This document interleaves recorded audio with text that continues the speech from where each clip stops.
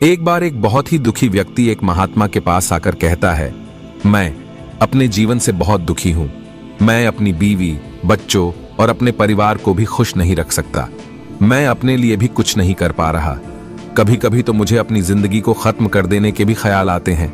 आप इतनी साधनाएं करते हैं, इतनी तपस्या करते हैं, क्या आप मुझे कोई ऐसा मार्ग बता सकते हैं जिससे मैं अपने बुरे वक्त से बाहर आ सकूं? मेरा बहुत बुरा समय चल रहा है।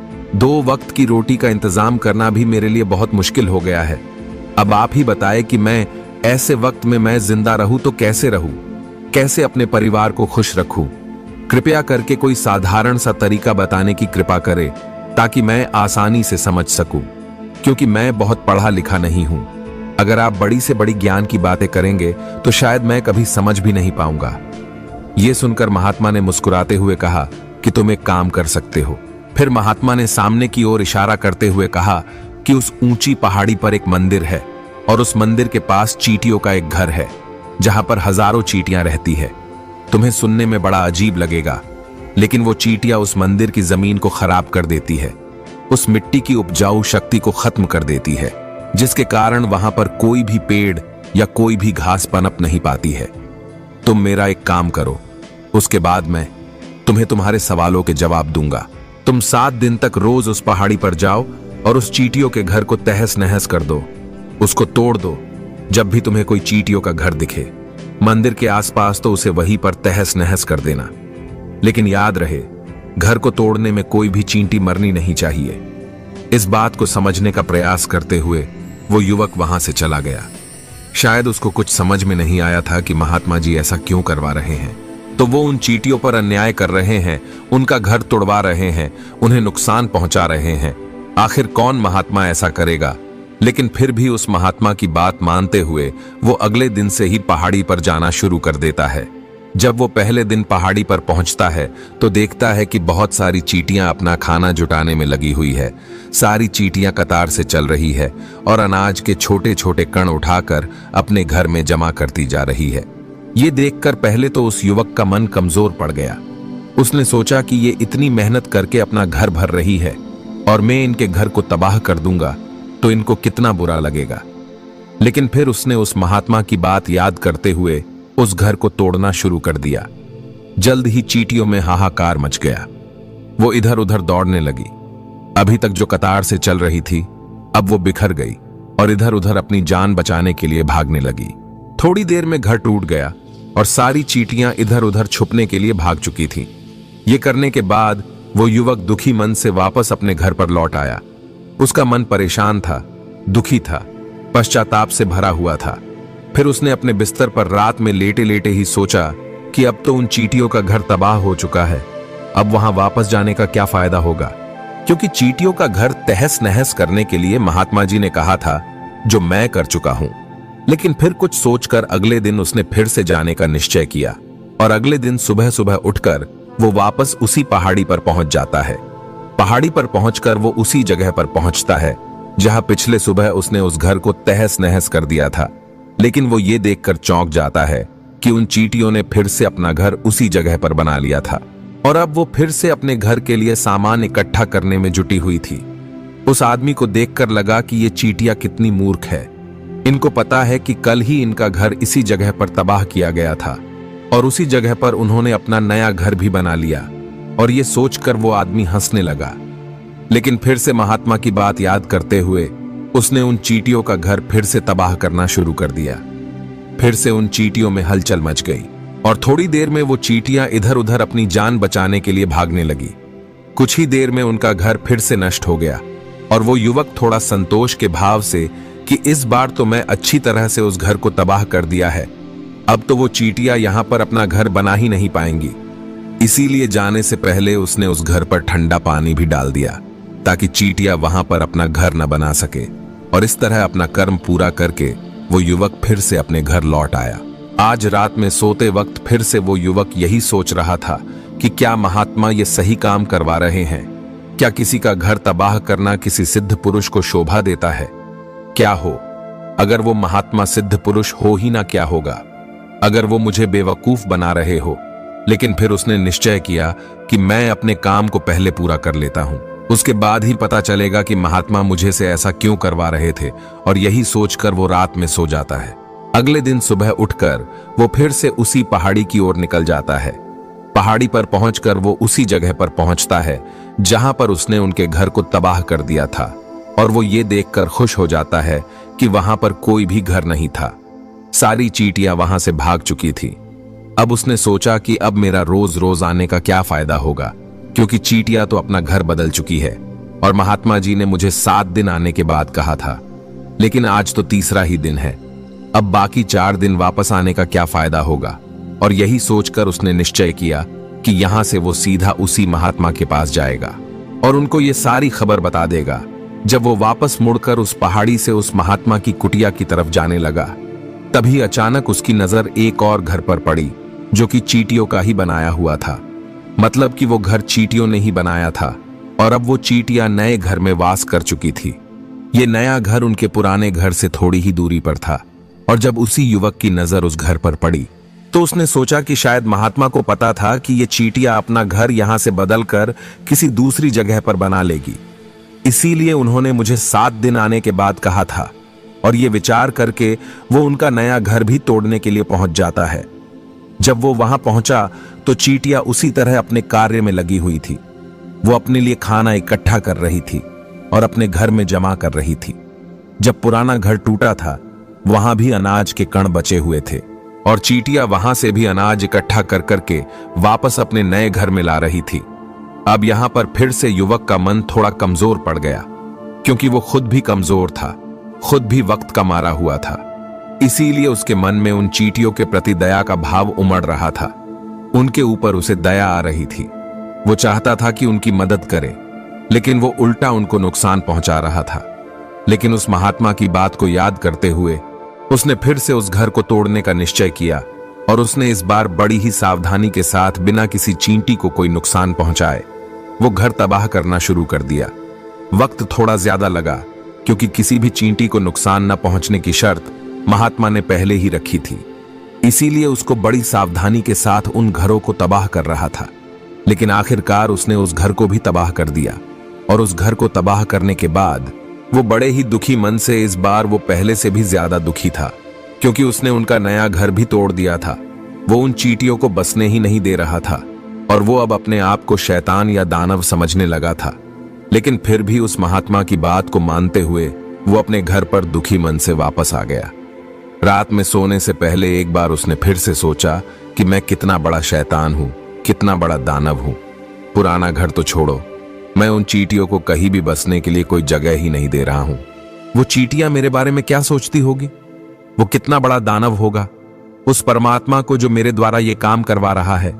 लेकिन फिर भी उसने अगले दिन जाने का निश्चय किया, और अगले दिन सुबह सुबह वो फिर से वहां पर पहुंच गया।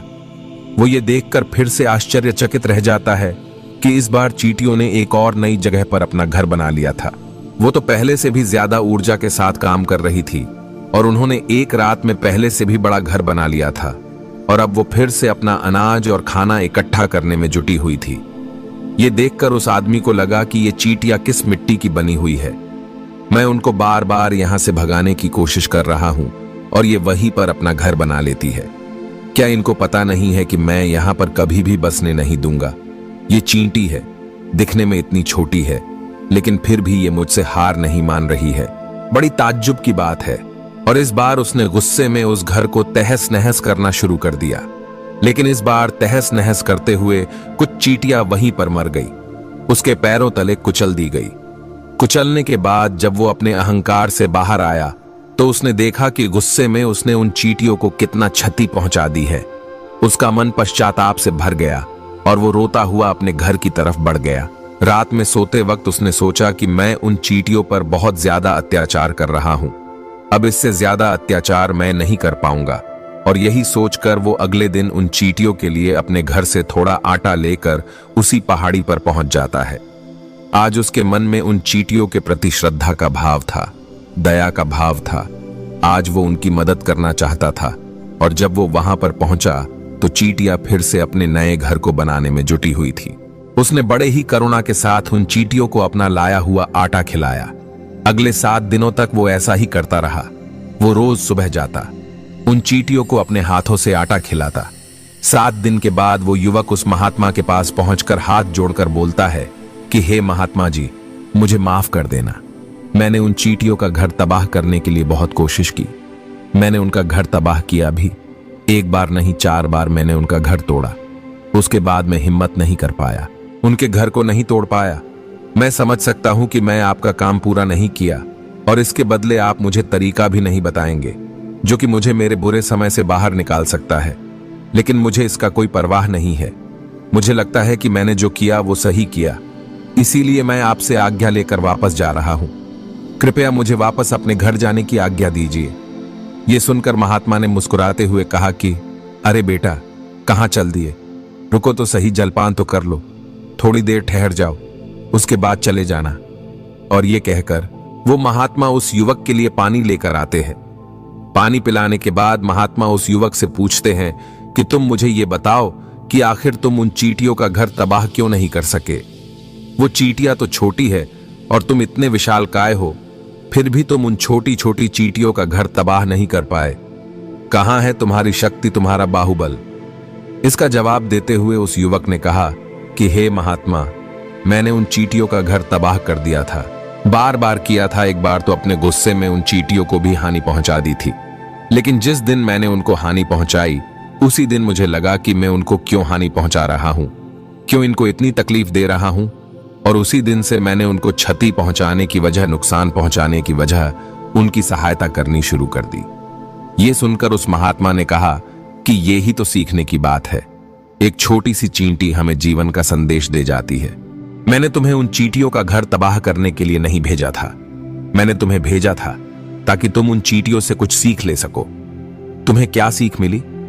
उन चींटियों से क्या मुझे बता सकते हो? यह सुनकर उस युवक ने पूरी कहानी बयां कर दी। पूरी कहानी सुनने के बाद महात्मा ने मुस्कुराते हुए कहा कि बेटा, पहली सीख जो इन चींटियों से ले सकते हैं वो ये थी कि तुमने कितनी ही बार उनके घर को तोड़ने की कोशिश की, कितनी ही बार प्रयास किया कि उनके घर तबाह हो जाए, लेकिन वो हर बार अपना नया घर बना लेती थी। उन्होंने कभी भी हार नहीं मानी। अगर वो हार मान लेती तो वो चींटियां तुम्हें वहां पर नहीं मिलती।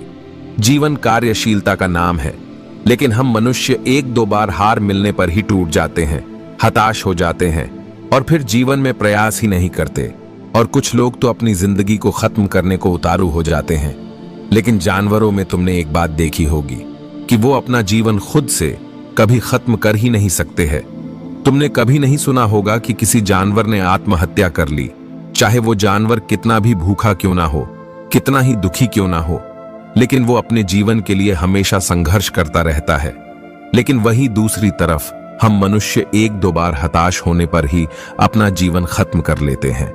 जीवन तो कर्मशीलता है, कर्म करने का नाम है। जीवन और मृत्यु आखिरी विश्राम है, परम विश्राम है।